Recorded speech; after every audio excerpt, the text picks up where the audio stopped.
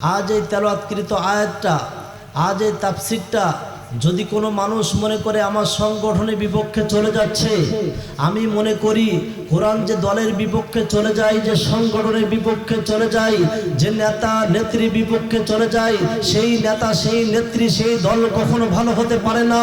কাজেই সকল সৃষ্টি শ্রেষ্ঠ সৃষ্টি হিসাবে কোরআন যে মানুষের বিপক্ষে চলে যায়, ওই মানুষের পক্ষেও আমরা থাকতে চাই না। কথা বলেন ঠিক না বেঠি?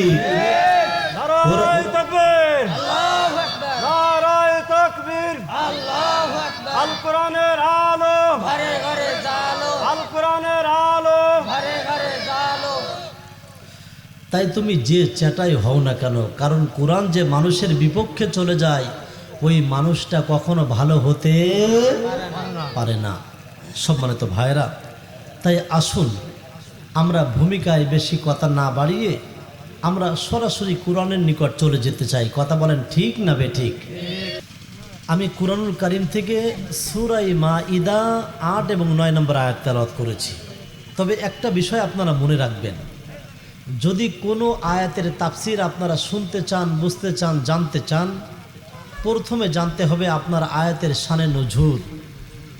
এই আয়াতটা কোথায় নাজিল হয়েছে, কেন নাজিল হলো, স্থান কাল পাত্র যদি আপনি বুঝতে পারেন, তাহলে এই আয়াতের উপরে তাফসীর শোনাটা আপনার জন্য ব্রেনের ভিতরে ঢোকাটা একেবারে পানির মতো সহজ হয়ে যাবে।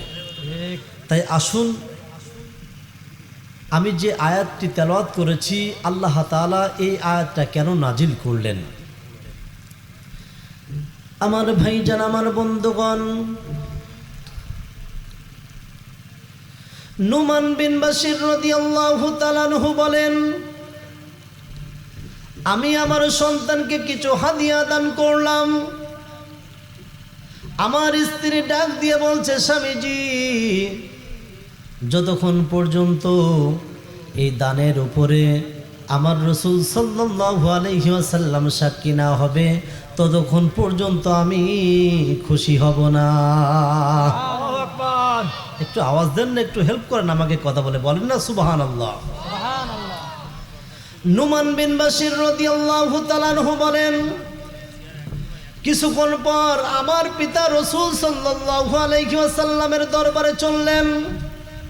ডাক দিয়ে বলছে, ইয়া রাসূলুল্লাহ, ইয়া হাবিবাল্লাহ।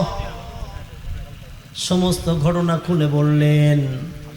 আমার রাসূল সাল্লাল্লাহু আলাইহি ওয়াসাল্লাম ডাক দিয়ে বলছে, তুমি যে হাদিয়া তোমার একটা সন্তানকে দান করেছো, তুমি কি এইভাবে সমানভাবে তোমার সমস্ত সন্তানদের ভিতরে সমানভাবে বন্টন করেছো কিনা?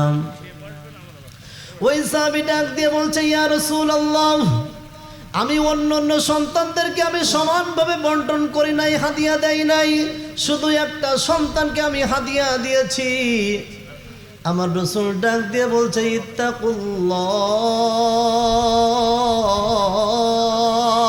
আল্লাহু আকবার, আল্লাহকে ভয় করো, এবং তোমরা যা কিছু করো আমাদের মনের খবর একজন জানেন, তার নাম কি? আমার রাসূল ডাক দিয়ে বলছে, ইত্তাকুল্লাহ, আল্লাহকে ভয় করবা, এবং তোমার যে সম্পত্তি আছে, তুমি যা কিছু দান করবা, হাদিয়া দিবা, উপটকন দিবা, তোমার সমস্ত সন্তানদের মধ্যে সমানভাবে তুমি বন্টন করবা।